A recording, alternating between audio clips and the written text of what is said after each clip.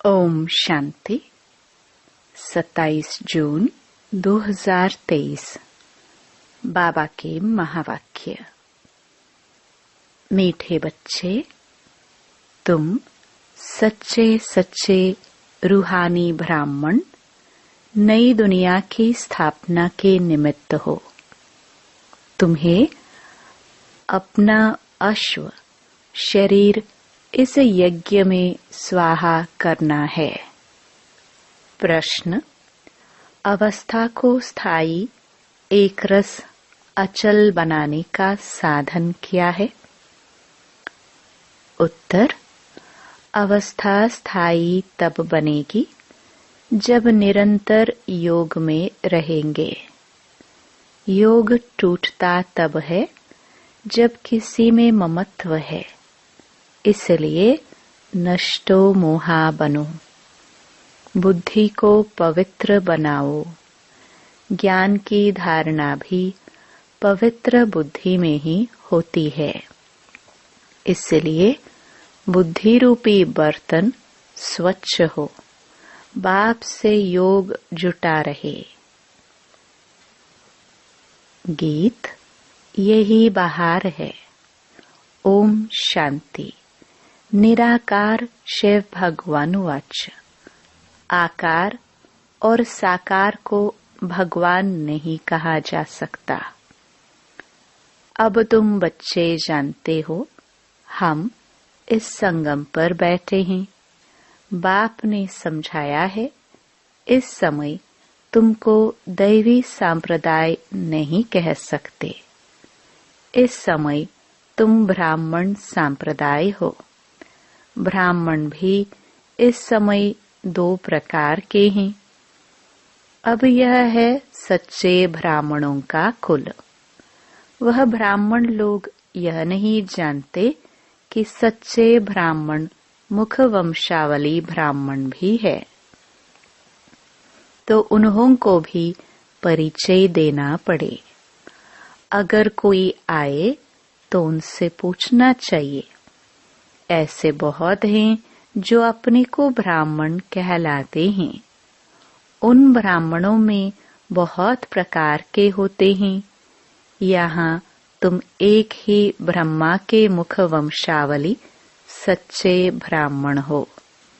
ब्रह्मा के बच्चे तुम ब्राह्मण ब्राह्मणिया हो। विकार में जा नहीं सकते। छोटे बड़े सब ब्राह्मण ठहरे, तो वह है जिस्मानी ब्राह्मण। तुम हो सच्चे रूहानी ब्राह्मण, ब्रह्मा के मुख वंशावली। तुम जानते हो, हम सच्चे ब्राह्मण ब्रह्मा की औलाद हैं। परमपिता परमात्मा अपने पोत्रे पोत्रियों को पढ़ाते हैं पुत्र द्वारा। पुत्र है प्रजापिता ब्रह्मा। भल शास्त्रों में दक्ष प्रजापिता का भी नाम है। अब दक्ष कोई हुआ नहीं है, इनका ही दक्ष प्रजापिता नाम रखा है। शास्त्रों में यह बात है कि अश्व घोड़ों को हवन करते थे। अभी अश्व तो तुम हो। उन्होंने तो कहानी बैठ लिखी है, यथार्थ अर्थ को समझ नहीं सकते। कुछ न कुछ अक्षर आए हुए हैं, जैसे नाटक बनाते हैं। झांसी की रानी नाम तो है, परंतु वह एक्टर्स रियल तो नहीं है, आर्टिफिशियल बैथ बनाते हैं। अपने आदमियों को लश्कर के सिपाही बनाते हैं। कुछ न कुछ है जिसके फिर नाटक बनाते हैं। जो पास्ट हो गया है उनके ही फिर नए एक्टर्स बनाकर पाठ बजाते हैं। तुम तो पाठ सीखे हुए ही हो। ऑटोमेटिकली आत्मा में जो पाठ नोंदा हुआ है वह प्ले हो रहा है। तुम अपने पाठ को समझ गए हो। ब्रह्मा मुख वंशावली ब्राह्मण ब्राह्मणियां हैं, ऐसे नहीं, रचना है ही नहीं, उनको नया बनाते हैं। यह भी समझना है। मनुष्य समझते हैं महाप्रलय हुई, फिर पीपल के पत्ते पर सागर में बच्चा आया। ऐसे तो हो नहीं सकता। बाकी हाँ, बाबा नई सृष्टि रचते हैं तो पहले पहले बच्चे गर्भ महल में आते हैं। वह जैसे क्षीर सागर में है, यहाँ है गर्भ जेल, विषय सागर। बहुत सजाए खाते हैं, यह बाप बैठ समझाते हैं। इसका नाम ही है सहज राजयोग। तुम हो ही देवी देवता धर्म वाले। तुम पुरुषार्थ कर राजाओं का राजा बनेंगे। लक्ष्मी नारायण भी वही होंगे। उनके 84 जन्म अब पूरे हुए। बाप समझाते हैं, कल्प पहले भी तुम ही थे। कोई भी आते हैं तो बाप उनसे पूछते हैं, आगे कब मिले हो? कहते हैं, हाँ बाबा, 5000 वर्ष पहले भी मिले थे। कल्प कल्प कल्प के संगम युगे मिलते आए हैं, मिलते रहेंगे। एंड अंत नहीं होती। यह बना बनाया ड्रामा है। बाप कहते हैं, मुझे भी पतित से पावन बनाने आना पड़ता है। बीच में आने का तो हमारा काम ही नहीं। मेरा नाम ही है पतित पावन। कहते हैं, फिर से भारत को व सृष्टि को आकर पावन बनाओ। सृष्टि के आदि में भारत में देवी देवताओं का राज्य था। लॉन्ग लॉन्ग एगो कहते हैं ना, परंतु कब यह समझते नहीं। पुराने ते पुराने मनुष्य हुए देवी देवताएं। स्वर्ग की चीजें महल माड़िया आदि दिखाते हैं ना, पुराने ते पुराने देवी देवताएं थे, जिनके सोने हीरे जौहरों के महल थे। 5000 वर्ष की बात है। इससे पुरानी कोई चीज होती ही नहीं। पुराने ते पुराने लक्ष्मी नारायण भी नहीं। राधे कृष्ण हैं पुराने ते पुराने। लक्ष्मी नारायण से भी पहले तो राधे कृष्ण है ना। श्री कृष्ण है स्वर्ग का पहला बच्चा। आत्मा भी प्योर, शरीर भी प्योर, नंबर 1। मुख्य प्रिंस प्रिंसेस है ना। बाप कहते हैं, मैं एक मुसाफिर हूँ। कहाँ का मुसाफिर? तुम जानते हो, परम धाम अथवा निर्वाण धाम का मुसाफिर। मुसाफिर तो आत्मा ही है। मैं आत्मा एवर प्योर हूँ। फिर तुम हो मेरी सजनिया। तुम काली हो गई हो। अब हम तुम्हारी आत्मा को गोरा बनाते हैं, खाद निकालते हैं। एक मुसाफिर तुम सबको हसीन बनाते हैं। कैसा मोस्ट बिलवड मुसाफिर है। स्वर्ग में तो नेचुरल शोभा रहती है। कितने खूबसूरत देवताएं हैं। अभी तुम ब्राह्मणों का यह पुराना शरीर है। तुम हसीन से काली बन जाती हो। मैं मुसाफिर तुमको गोरा बनाता हूँ। मैं इस पुरानी काली सजनी में प्रवेश करता हूँ।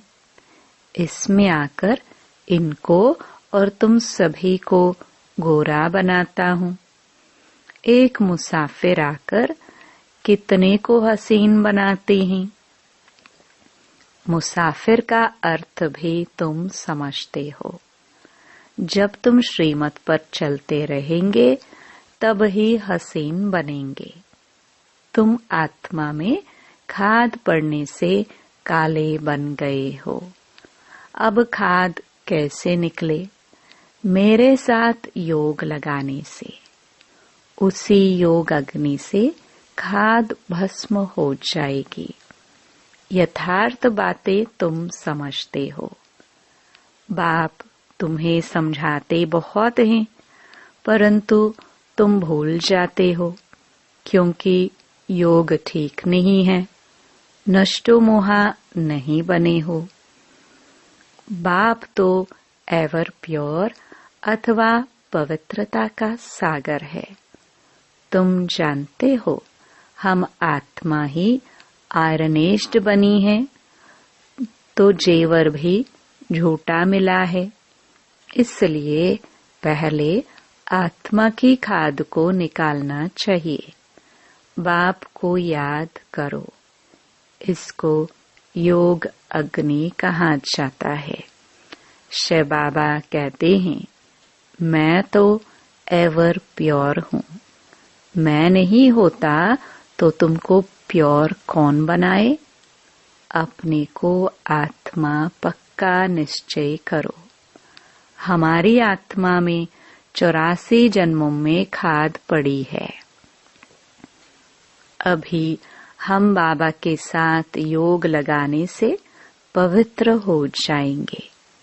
कोई विकार नहीं रहेगा। अगर कोई रह गया तो सजा खानी पड़ेगी। तो हम क्यों न निरंतर पुरुषार्थ करें? मेहनत से अवस्था ऐसी हो जो कभी भी माया का तूफान हिला न सके। अचल घर बन जाओ। आत्मा जो इसके अंदर है वह बाप की याद में परिपक्व अवस्था में आ जाए तो फिर कर्मातीत अवस्था आ जाएगी। कोई विकर्म नहीं होगा। आत्मा पवित्र हो जाएगी। मेहनत है ना? परमपिता परमात्मा का भी पाठ है। हम उनको याद करते हैं। वह कैसे आकर पढ़ाते हैं? सो तो प्रैक्टिकल में होगा ना। भगवान ने पढ़ाया था 5000 वर्ष पहले। बरोबर प्राचीन भारत का राजयोग सिखाया था। बच्चे जानते हैं यह वही प्राचीन राजयोग है। बाप कहते हैं मुझे याद करो, इसमें ही मेहनत है। सारी याद की बात है। बाप फरमान करते हैं मुझे याद करो, परंतु माया फरमान पर चलने नहीं देती, विघ्न डाल देती है। बाप कहते हैं मुझे याद करने से तुम मेरे जैसे पवित्र बन जाएंगे और फिर नॉलेजफुल ब्लिसफुल बनते हो। तुम ब्लिस कर रहे हो। तुमको यहाँ 3 पैर पृथ्वी के नहीं मिलते और बाप तुमको सारे विश्व की बादशाही देते हैं। इसलिए सब बाप को याद करते हैं। वाणी से परे जाने लिए मनुष्य वानप्रस्थ लेते हैं, अर्थात मुक्ति धाम में जाना चाहते हैं। मुक्ति जीवन मुक्ति तो बाप के सिवाय कोई दे नहीं सकते। बाप द्वारा तुम पहले शूद्र से ब्राह्मण बनते हो। तकलीफ की कोई बात नहीं। उठते बैठते चलते फिरते अपना पुरुषार्थ करते रहो। तुम समझते हो याद करेंगे तो गोरे बन जाएंगे। तुम्हारी आत्मा पवित्र हो जाएगी। पावन बाप आकर पावन होने की युक्तियां बतलाते हैं। मोस्ट बिलवड बाप को याद करते रहना है। मनुष्य बीमार पड़ते हैं तो उनको कहते हैं फलाने को याद करो, परंतु ऐसे थोड़े ही वह याद ठहरेगी। इसमें बड़ा अभ्यास चाहिए, तब ही अंतमति सोगति होगी। तुमको बाप की याद में रहना है, कर्मातीत बनना ही है। योग से वे कर्मों को भस्म करेंगे तो वह सजाए नहीं खाएंगे। योग में नहीं रहेंगे तो सजा खाकर मुक्ति धाम में जाएंगे। इसमें भी नंबरवार हुआ तो गोरा मुसाफिर एक बाबा है।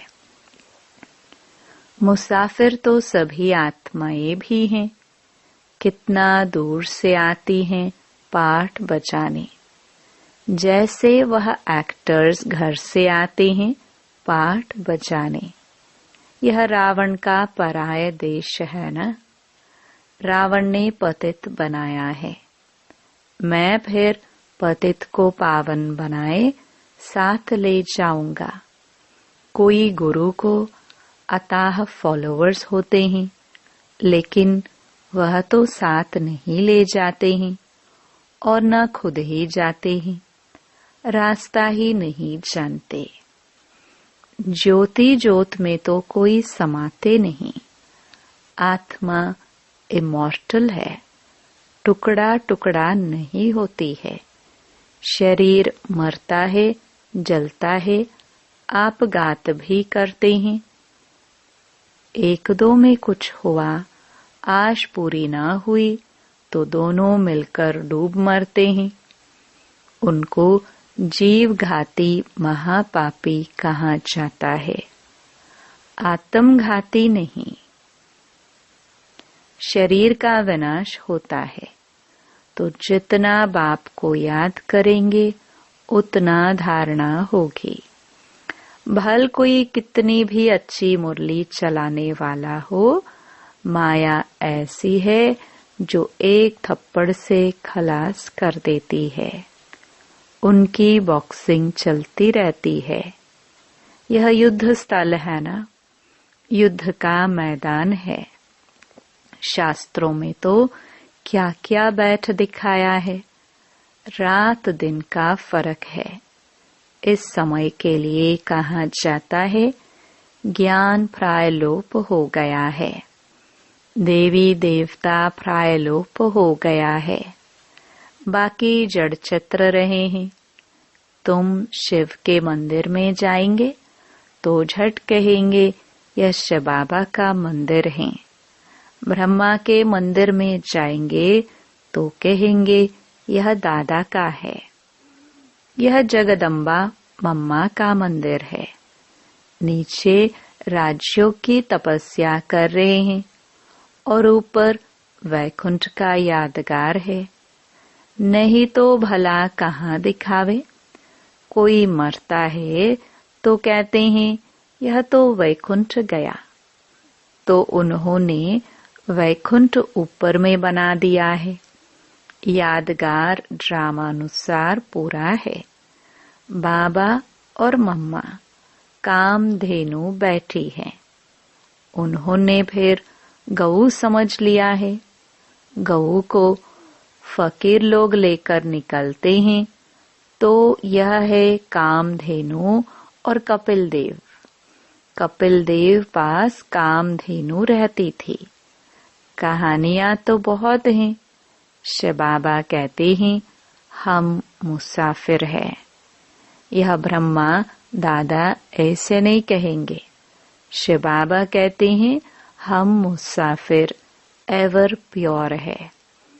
यह है अपवित्र विकारी दुनिया, वह है निर्विकारी दुनिया। यह बना बनाया ड्रामा है। बाप बैठ समझाते हैं। दुनिया में कोई नहीं जानते। आत्मा है निराकारी दुनिया में रहने वाली। यहाँ आती है पाठ बजाने। कर्म क्षेत्र है ना। परम धाम को कर्म क्षेत्र नहीं कहेंगे, इसको नाटक कहते हैं। भारत हीरे तुल्य और कौड़ी तुल्य बनता है। भारत के ही वर्ण हैं। ब्राह्मण वर्ण देवता वर्ण, क्षत्रिय वर्ण, वैश्य, शूद्र वर्ण, इनमें ही 84 जन्म पूरे होते हैं। सब धर्मों के 84 जन्म नहीं होते हैं। कितनी बातें मीठे मीठे सिखलदे बच्चों को समझाते हैं। बच्चे जानते हैं कल्प कल्प पढ़ते आए, पुरुषार्थ अनुसार ही ट्रांसफर होंगे।